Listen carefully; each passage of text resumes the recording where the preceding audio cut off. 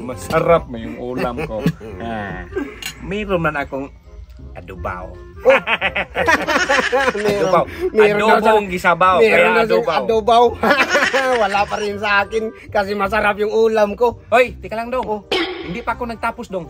First of all pa yan. Pinaunahan. First of all. First of all nga. Yan nga. First honor pa yan. Wala pang ikaduha. Sige, palabas mo yan sa'yo. Itlog pa ako. Meron pa siyang itlog. Hindi maghingi. Hindi nga ako maghingi kasi meron akong ulam na imported. Yan sa'yo, wala yan sa akin ngayon. Imported? Ang mukha mo, mukhang engkanto. Imported ka pa? Ano mukhang engkanto? Kahit na mukhang engkanto, basta ang ulam ko imported. Ganon, masarap. Galing sa ibang bansa.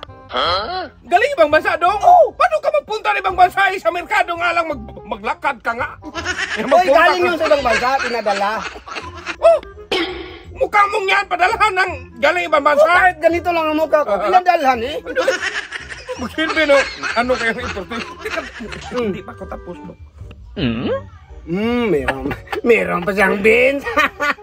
Kahit lagi anong ipalaban mo dyan, wala yan sa akin. Kasi imported yung ulam ko. Sabihin mo na lang, wala kang ulam tapos manghingi ka sa akin. Ang answer ko, no. Hindi nga ako manghingi kasi imported yung sa akin. No way, English yun. Kinig ka, no way. No way. No way. O saan ka nakakuha ng no way yan? No way lamang. No way nga yan yung, kung papiliin ka, ganyan ba, ganyan.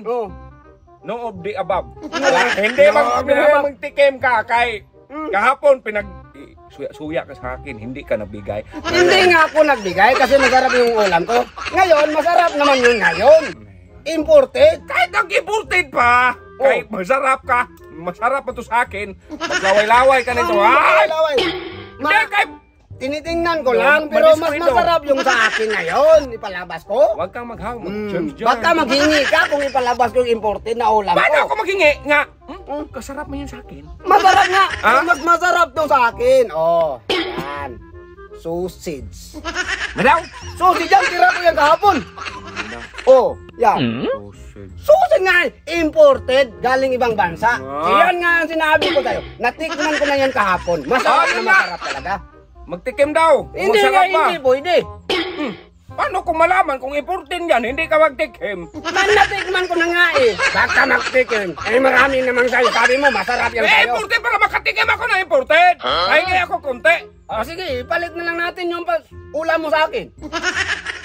Yung lahat ng ulam mo, ipalit sa imported na ulam ko. Sige, akin yun.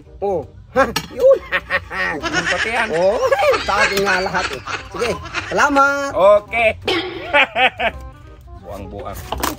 Pinalit niya yung ulam ng Philippines. Buwag ka! Bago ang mata, buwag!